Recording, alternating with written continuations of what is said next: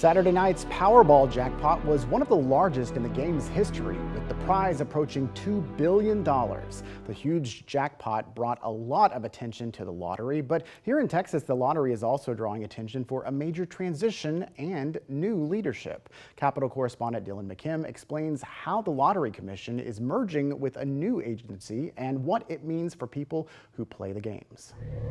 It's one of the biggest prizes in Powerball history, and it comes at the start of a new era in Texas lottery. What serendipitous timing for us Welcome. as the new agency, right? The Texas Lottery is now being managed by the Texas Department of Licensing and Regulation. Earlier this year, the Texas legislature voted to disband the Lottery Commission because of frustrations with how the agency was operating the game. Allegations of cheating the game are still being investigated by the Texas Rangers. Starting Monday, employees of the Lottery Commission have merged with TDLR. The agency held its first public meeting since the transition on Thursday. So far, going very well. Glenn Neal is in charge of the transition. He said all but a handful of Lottery Commission employees have integrated into TDLR. And more importantly, he says there has been no interruption to lottery services as Powerball fever heats up. We expect that the player experience is literally unchanged. The biggest change will impact people who play the lottery on their phone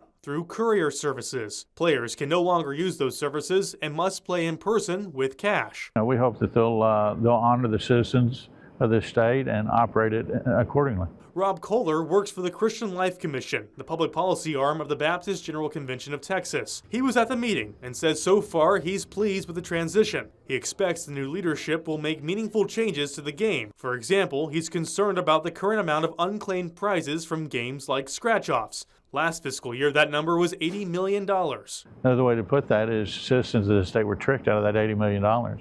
So it's issues like that we believe will get a fresh review. Next up, an audit of the lottery program as work moves forward to keep tickets printing.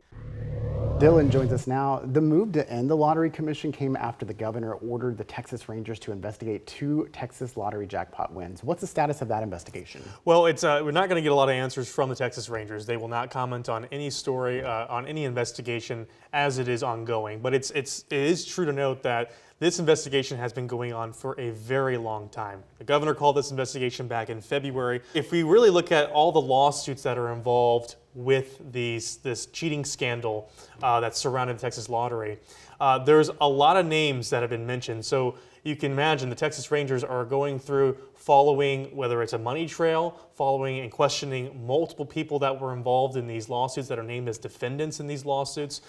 So I really don't have an answer as to when this investigation will wrap up, but I've been speaking with stakeholders. It doesn't seem it's going to wrap up anytime soon.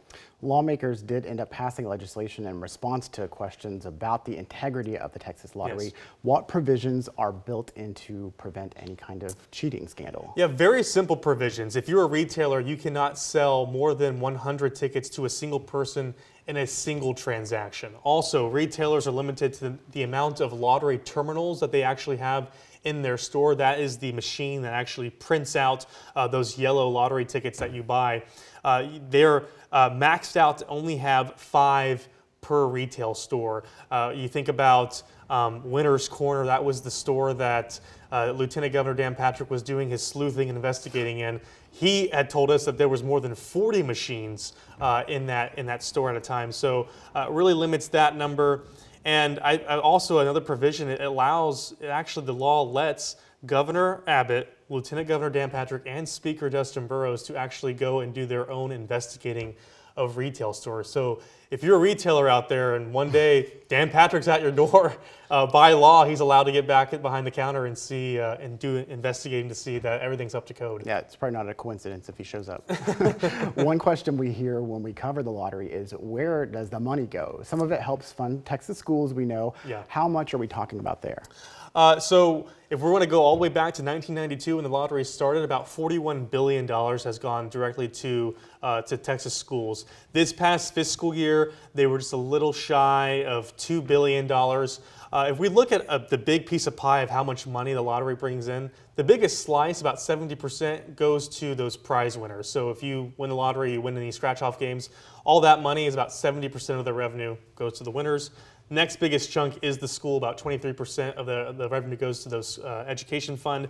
And then a very small slice, less than a percentage, 0.3%, actually goes to some state programs and the Veterans Commission, Texas Veterans Commission. This last year, about $26.8 million was transferred over to the Veterans Commission.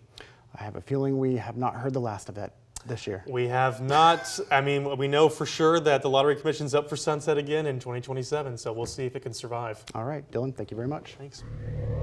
How am I supposed to find him if a government agency can't find him? Frustrated single parents in Texas say they're still waiting for child support payments. Giving someone proper notice is essential to moving forward with a court case. The new state law aimed to cut down on unnecessary delays in delivering child support, sparked after our investigation.